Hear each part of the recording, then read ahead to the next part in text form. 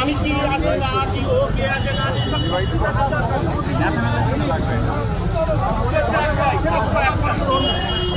আর ক্ষমা করা যাবে না।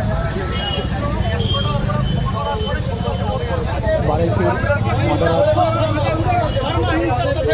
পপুলার একাডেমি হাই স্কুল, সেই হাই স্কুলে পড়তে বড়বান্ধব একটি ছেলে দেবজিৎ হালদার, সেই স্কুলে সে জয় শ্রীরাম বলেছিল।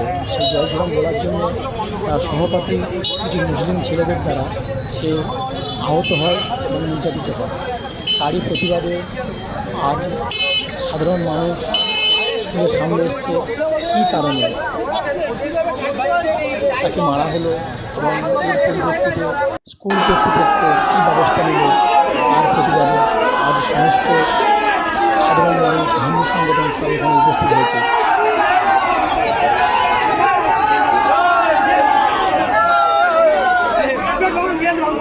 লাগবে